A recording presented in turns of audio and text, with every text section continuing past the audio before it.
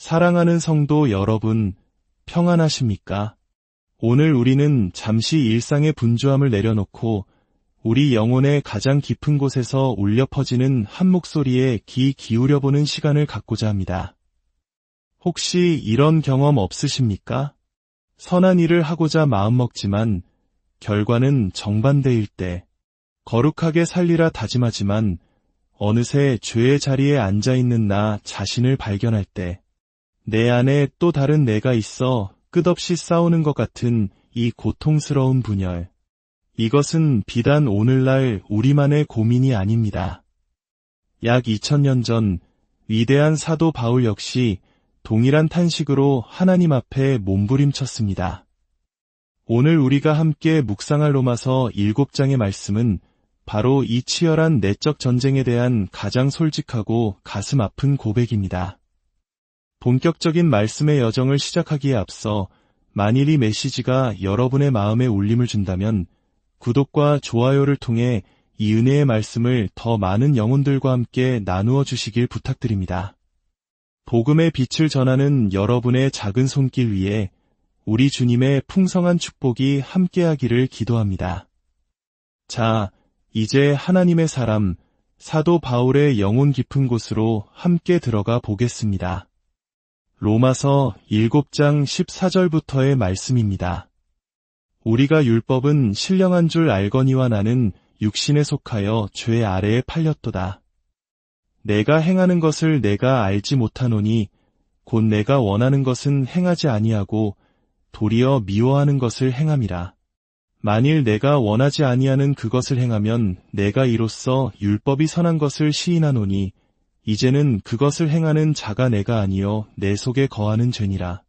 내 속 곧 내 육신에 선한 것이 거하지 아니하는 줄을 아노니 원함은 내게 있으나 선을 행하는 것은 없노라. 내가 원하는 바서는 행하지 아니하고 도리어 원하지 아니하는 바 악을 행하는도다. 만일 내가 원하지 아니하는 그것을 하면 이를 행하는 자는 내가 아니요 내 속에 거하는 죄니라. 그러므로 내가 한 법을 깨달았노니 곧 선을 행하기 원하는 나에게 악이 함께 있는 것이로다. 내 속사람으로는 하나님의 법을 즐거워하되 내 지체 속에서 한 다른 법이 내 마음의 법과 싸워 내 지체 속에 있는 죄의 법으로 나를 사로잡는 것을 보는도다. 오호라 나는 곤고한 사람이로다.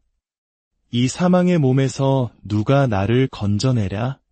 우리 주 예수 그리스도로 말미암아 하나님께 감사하리로다. 그런즉 내 자신이 마음으로는 하나님의 법을, 육신으로는 죄의 법을 섬기노라. 아멘. 하나님의 살아있는 말씀입니다. 이 얼마나 처절한 고백입니까? 이것은 믿음이 없는 자의 절규가 아닙니다. 오히려 하나님의 법을 사랑하고 그 법대로 살기를 누구보다 간절히 원하는 한 성도의 처절한 몸부림입니다. 우리 한국의 성도님들 역시 치열한 경쟁사회 속에서 일터와 가정에서 매일같이 이와 같은 영적 싸움을 겪고 계실 것입니다. 더 사랑해야지 다짐하지만 미움이 싹트고 더 인내해야지 결심하지만 분노가 폭발하는 우리 자신의 모습을 보며 얼마나 많이 좌절하셨습니까? 이러한 영적 갈등의 근본 원인을 이해하기 위해 우리는 먼저 우리 자신도 모르는 사이에 우리의 사고방식을 지배하게 된 두 가지 거대한 착각을 짚고 넘어가야 합니다. 이것들은 세상의 가치관에서 비롯된 것으로 성경의 진리와는 정면으로 부딪히는 위험한 생각들입니다. 첫 번째 착각은 이 세상이 하나님의 간섭 없이 스스로의 법칙에 따라 움직이는 거대한 기계와 같다는 기계론적 세계관입니다. 우리는 어릴 때부터 자연의 법칙이라는 말을 듣고 자랐습니다. 마치 중력이나 관성의 법칙이 하나님과는 무관하게 독자적인 힘으로 우주를 지배하는 것처럼 생각하기 쉽습니다. 하지만 성경은 분명히 선포합니다. 이 세상은 하나님의 창조물이요 그분의 주권적인 섭리 아래 다스림받고 있다고 말입니다. 중력조차도 단 1초도 그분의 허락 없이는 작용할 수 없습니다. 우리가 자연법칙이라 부르는 것은 실은 하나님께서 평소에 당신의 창조 세계를 다스리시는 규칙적인 방식에 우리가 붙인 이름에 불과합니다. 이 세상을 하나님의 손길이 닿지 않는 독립된 공간으로 보는 순간 우리의 신앙은 힘을 잃기 시작합니다. 하지만 이보다 더 교묘하고 깊숙이 우리 신앙을 병들게 하는 두 번째 착각이 있습니다. 그것은 바로 인간의 의지에 대한 세속적이고 이교적인 관점입니다. 세상은 말합니다. 인간의 의지는 절대적으로 자유로워서 선과 악 사이에서 어떤 편견이나 성향도 없이 완전히 중립적인 상태에서 선택할 수 있다고 말입니다. 마치 좌로나 우로나 치우치지 않은 완벽한 저울과 같아서 어떤 외부의 영향도 받지 않고 순수한 결정을 내릴 수 있다는 것입니다. 철학적으로는 이를 무차별적인 의지라고 부릅니다. 많은 그리스도인들이 하나님의 절대 주권, 특히 구원에 관한 그분의 주권적인 선택에 대해 이야기할 때 그것은 인간의 자유의지를 침해하는 것이 아닙니까? 라며 강하게 반발하는 이유가 바로 여기에 있습니다.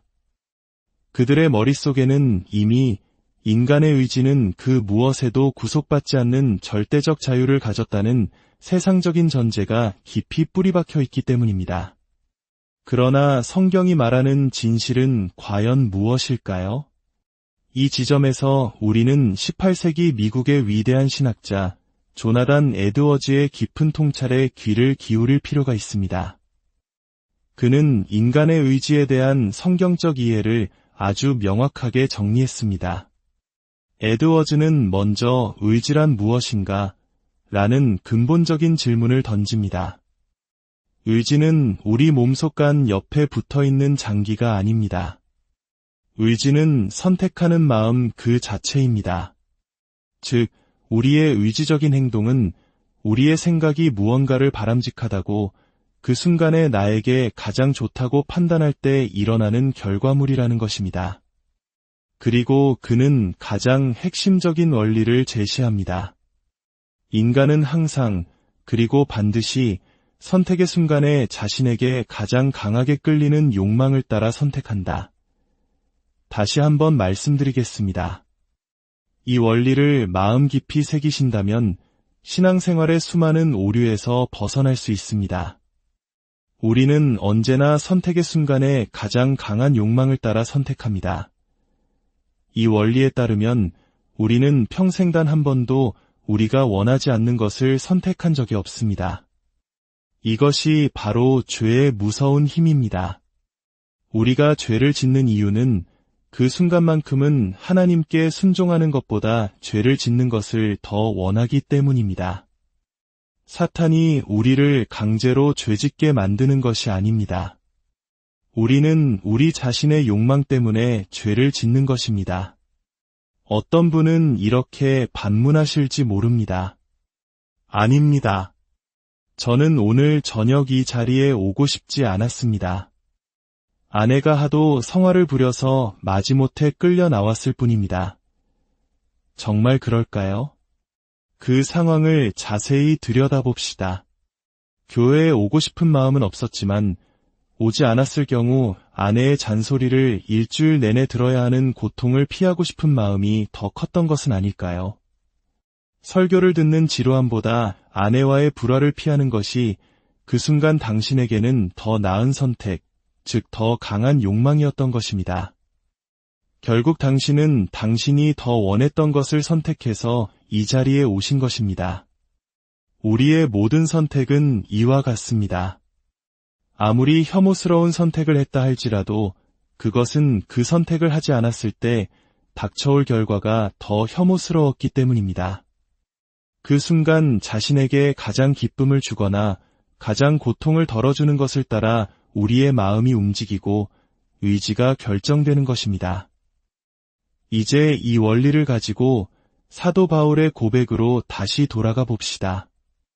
내가 원하는 바서는 행하지 아니하고 도리어 원하지 아니하는 바 악을 행하는도다. 이 말은 그의 의지가 중립 상태에서 오작동을 일으켰다는 뜻이 아닙니다. 이것은 그의 내면에서 벌어지는 욕망들의 전쟁을 묘사하는 것입니다. 그리스도인 안에는 두 가지 강력한 욕망이 공존합니다. 성령님을 통해 거듭난 새 사람은 하나님을 기쁘시게 하고 그분의 법을 따르기를 간절히 원합니다. 그러나 여전히 우리 지체 속에는 죄의 소욕을 가진 옛 사람의 잔재가 남아 있습니다. 이 옛 사람은 끈질기게 세상의 쾌락과 자기중심적인 만족을 추구합니다. 유혹의 순간 이 두 욕망은 치열하게 충돌합니다. 그리고 그 순간 더 강한 힘을 발휘한 욕망이 우리의 선택을 이끌어내는 것입니다. 우리가 죄에 넘어졌다면 그것은 그 순간만큼은 하나님의 영광을 향한 갈망보다 죄가 주는 찰나의 쾌락을 향한 갈망이 더 강했기 때문입니다. 이것이 바울이 탄식한 영적 현실의 본질입니다. 그렇다면 이 절망적인 싸움에서 승리할 방법은 없는 것일까요? 있습니다. 바울은 절망 속에서만 머무르지 않습니다. 그는 외칩니다. 오호라 나는 곤고한 사람이로다. 이 사망의 몸에서 누가 나를 건져내랴. 그리고 곧바로 해답을 선포합니다. 우리 주 예수 그리스도로 말미암아 하나님께 감사하리로다. 해결책은 우리의 의지를 더 강하게 단련시키는 데에만 있지 않습니다. 근본적인 해결책은 우리의 욕망의 방향을 바꾸는 데 있습니다. 우리의 욕망이 하나님의 것을 더 강하게 원하도록 우리 자신을 훈련하고 우리를 그런 환경 속에 두는 것입니다. 이를 은혜의 환경을 조성하는 영적 훈련이라고 부를 수 있습니다. 옛 사람의 욕망은 굶기고 새 사람의 욕망은 살찌우는 것입니다. 기도 생활을 예로 들어봅시다. 기도의 용사가 되겠다고 100번 결심해도 번번이 실패하는 자신의 연약함을 아십니까? 그렇다면 당신의 의지가 충만하고 기도를 향한 갈망이 강렬한 바로 그 순간에 새벽 기도회에 등록하거나 기도 소그룹에 가입하십시오. 다른 지체들과 함께 기도하기로 약속하고 그 공동체의 힘을 빌려 나의 나태한 성향을 극복하는 것입니다. 말씀을 마스터하겠다는 결심이 작심삼일로 끝난 경험이 있으십니까? 그렇다면 혼자 애쓰지 말고 책임감을 부여하는 성경 공부 모임에 참여하십시오. 정해진 진도와 나눔을 통해 말씀을 향한 나의 갈망이 식지 않도록 붙들어 매는 것입니다. 주일 성수는 매주 아침 갈까 말까를 고민하는 선택사항이 되어서는 안 됩니다. 우리 가정은 어떤 일이 있어도 주일은 주님의 집에서 예배드린다 하는 대원칙을 세우십시오. 결정을 내려야 하는 상황 자체를 만들지 않음으로써 옛 사람의 게으른 욕망이 틈탈 여지를 차단하는 것입니다. 사랑하는 성도 여러분, 우리의 선택은 우리의 가장 강한 욕망을 따라갑니다. 그렇다면 우리의 과제는 명확합니다. 예배와 기도, 말씀 묵상과 성도의 교제라는 은혜의 방편들을 부지런히 사용하여 하나님을 향한 우리의 갈망을 세상의 그 어떤 것보다 더 뜨겁고 강력하게 만드는 것입니다. 우리 안에 계신 성령님께서 바로 그 일을 위해 우리를 돕고 계십니다. 타락한 인간은 본성적으로 하나님을 기쁘시게 할 도덕적 능력을 상실했습니다. 우리의 마음은 돌처럼 굳어 하나님을 원하지도 찾지도 않았습니다. 그러나 하나님께서 그분의 한없는 은혜로 우리의 심장을 바꾸셨습니다. 성령을 통해 우리의 영혼에 하나님을 향한 갈망과 사랑을 심어주셨습니다. 우리가 예수를 믿기로 선택할 수 있었던 유일한 이유는 하나님께서 먼저 우리 안에서 그분을 원하는 마음을 창조해 주셨기 때문입니다. 그러므로 오늘 이 시간 우리 내면의 전쟁 앞에서 좌절하지 마십시오. 대신 우리를 죄와 사망에서 건져내신 예수 그리스도를 바라보십시오. 그리고 성령님의 도우심을 구하며 우리의 욕망이 날마다 더욱 주님을 향하도록 은혜의 자리로 부지런히 나아가십시오. 그 싸움의 끝에 우리 주님께서 예비하신 영원한 승리가 우리를 기다리고 있습니다. 함께 기도하겠습니다. 사랑과 은혜가 풍성하신 하나님 아버지, 오늘 말씀을 통해 저희 내면의 치열한 영적 전쟁의 실체를 보게 하시니 감사합니다. 선을 행하고자 하는 마음과 악을 향하는 육신의 소욕 사이에서 고통받는 저희의 연약함을 주님 앞에 고백합니다. 주님, 저희의 의지가 아닌 성령의 능력으로 저희의 욕망을 다스려 주시옵소서. 세상의 헛된 것들을 향한 갈망을 잠재워 주시고 오직 주님을 기쁘시게 하는 것을 가장 큰 기쁨으로 여기는 마음을 허락하여 주시옵소서. 옛사람은 십자가에 못 박고 새사람을 힘있게 하는 은혜의 방편들을 부지런히 사용하게 하시고 이 영적 싸움에서 날마다 승리하는 저희가 되게 하여 주시옵소서. 모든 소망 되시는 우리 주 예수 그리스도의 이름으로 기도드립니다.